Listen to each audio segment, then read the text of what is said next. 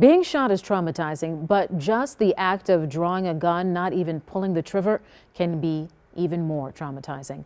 Last December, the Milwaukee Police Department started tracking every time an officer pointed their gun at someone.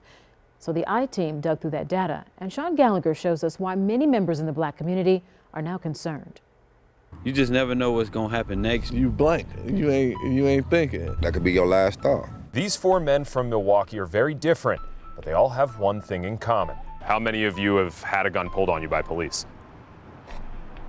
Didn't ask me my name, no nothing. Put the cuffs on me, put me in the back of the car, had guns to my head. Several times over the years it happened. They just do it constantly. They want to, you know. It's just a scary feeling. Grabbed me like by the back of my hair and put like a shotgun to my back. It ain't never a good feeling when somebody pointing a gun at you. They all felt they had guns pointed at them unfairly.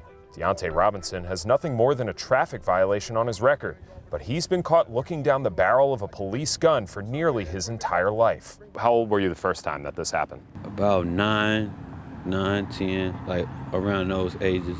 It happened multiple times. These men met us outside of the Black Leaders Organizing Communities building, aka Block. It's an area patrolled by MPD District 5, the district with the third highest crime rate, and where police draw their guns more often than anywhere else in the city. I am aware about District 5 in regards to their particular reporting numbers in regards to the point and aiming. From January to August of this year, District 5 drew their guns 378 times. Compare that to the two next highest districts, Districts 2 and District 7, where they drew their guns a combined 313 times. What does that tell you about District 5? There's a group who are what we consider shot spotter investigators. Milwaukee Police Chief Jeffrey Norman says District 5 officers respond to shot spotter and gun-related calls more frequently than any other district. That's why he believes the guns drawn data skews in that direction. These particular officers are those responding and being involved in what you will consider one of the most dangerous calls. Looking closer within District 5, officers draw their gun most in zip code 53206, doing it 171 times in the first 7 months of the year. The numbers concerning for Angela Lang, director of Block. When you already are told that this neighborhood is threatening to you, you're going to keep your hand on your holster. And I think that really does come across in people's implicit bias as well. These four men feel it's why they're stopped more frequently. When you ask them, why are you stopping me? Oh, you look like a suspect. If I ain't a threat to you, why should you pull out your gun or anything to me just because of the color of my skin? Their experiences bear out in the statistics. 8 out of the top 10 zip codes where MPD officers pulled their guns are in predominantly Black neighborhoods.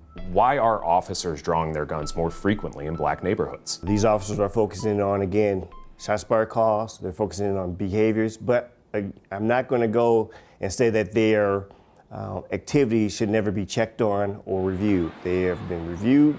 I know that we continue to review, understand that there is a responsibility of accountability. Chief Norman also points to the high number of guns recovered by District 5 as a reason why officers draw their guns more.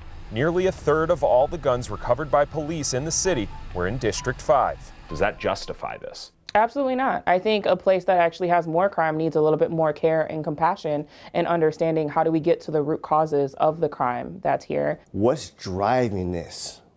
Why do we need to have these technologies and have these officers engage in focused behavior intervention because of what's going on in our city?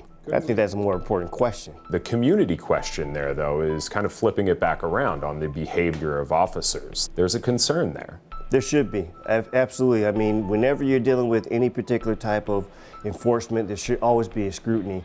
But that's the accountability from our aspect that we are responsible for to ensure the integrity is there. Chief Norman wants the community to understand there are constant internal checks and balances into this kind of information, from the frontline supervisors at every district all the way through to a use of force committee made up of other officers who look into this data and handle any problems accordingly. Reporting for the I-Team, I'm Sean Gallagher. The I-Team broke down the numbers so that you can see how many times police draw their guns in every district in our city. You can also see where guns are being recovered. We have that information at tmj4.com. Just click on this story.